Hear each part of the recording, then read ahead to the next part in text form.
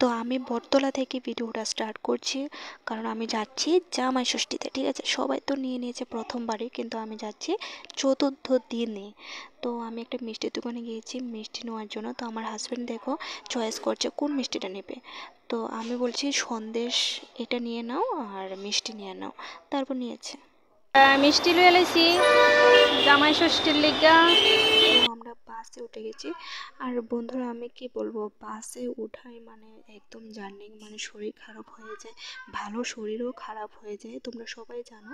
কিন্তু ছোট গাড়ি একটাও নেই, তার জন্য আমি ছোট গাড়িতে উঠতে পারলাম না। ঠিক আছে, আমার ছেলে তো বারবারই বলে যে বাসে উঠবো না, ভালো লাগে না, বমি আসে, অনেক কিছুই বলে। ঠিক আছে, কিছু করার নেই, গাড়ি যেহেতু কম তাহলে আমার এটাতে উঠতে হবে। তো দেখো বাইরের মানে অনেকটাই বাতাস, খুবই ভালো লাগছে। কিন্তু বাড়ি থেকে তো কিছু খাওয়া হয়নি, যা সকালেই যেহেতু রওনা দিয়েছি, তো কিছু চা বিস্কিট খেয়ে নিয়েছি, তার জন্য মুখগুলো একদম শুকিয়ে আছে।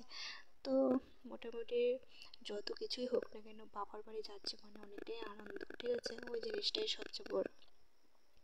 আনন্দটা সবসময় আসে না, তো খারাপ ভালো যেটাই হোক তোমরা কমেন্ট করে জানিও কারা কারা মানে জামাই ষষ্ঠীতে গিয়েছো, কারা অনেকটাই মানে খারাপ লাগছে যেতে পারছো না। অনেকেই আছে সুযোগ সুবিধা সব কিছুই আছে, তো আমাদেরকে একটু জানিও, ঠিক আছে, কমেন্ট করে।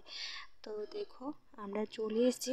তো এখন আমরা বিশ্রামগঞ্জের কাছাকাছি চলে এসেছি। দেখো একটু তো বিশ্রামগঞ্জ মানে একটু বিশ্রাম নেওয়াটা অনেকটাই দরকার গাড়ি।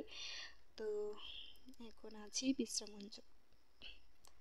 তো গাড়িও ছেড়ে দেবে এখন। তো আমার খুব খিদে পেয়েছে, তো তাই আমি একটু ভিজা বুটও খেয়ে নিলাম। তো ভিজা বুট খেলে তো আর খিদাটা কমে না, তারপরও মানে একটু মুখে দিলাম আর কি।